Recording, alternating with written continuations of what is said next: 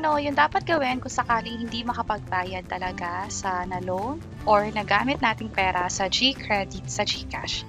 By the way, kung first time mo sa channel natin at gusto mo pa ng mga online tutorial videos katulad nito, please click the subscribe button. Ito yung nakuha kong statement of account from GCash at CIMB. Kailangan kong bayaran tong amount na to.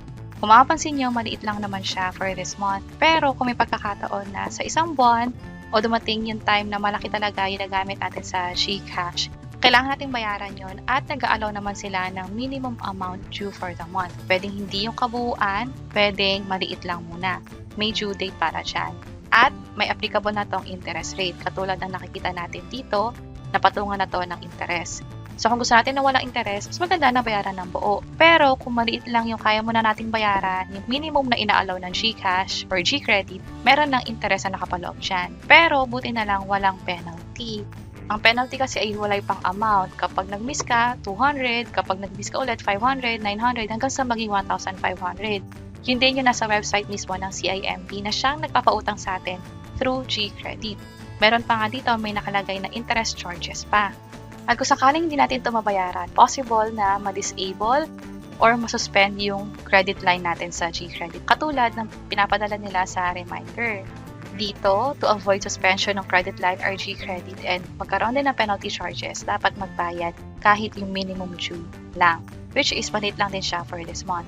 Pero kung sakaling hindi talaga kayang bayaran kahit ito, pwede kayong mag-reach out sa GCash mismo kung ano yung dapat na gawin. Case to case to, depende sa sitwasyon nyo nga. Dito sa bandang baba, Payment Assistance Program.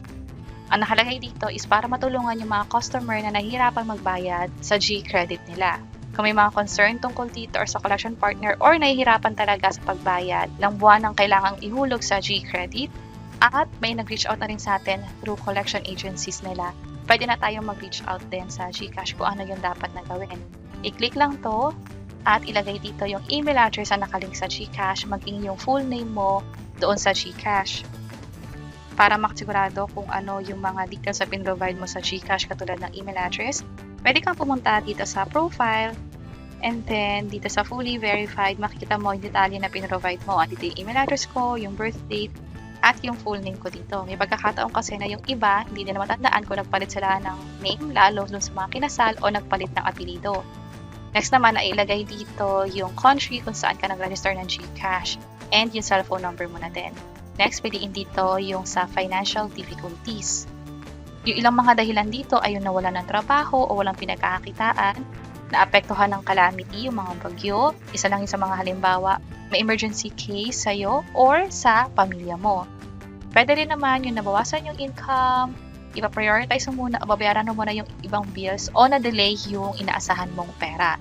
Kung sakaling wala dito yung dahilan, pwede namang other, and then i-elaborate mo na lang dito or ilagay mo rito yung pinakadahilan. At magdagdag pa rito ng ibang detalye na makakatulong sa concern mo. Sa bandang baba, pwede mong i-attach dito yung screenshot nung sa SOA mo, katulad nito yung na-receive ko mismo sa GCash. Or kung iba pang may kinalaman tungkol sa reason mo dito, halimbawa na wala ng income or may emergency at may proof ka nun, pwede mo rin siyang i-attach dito, picture or document, at i-click ang submit.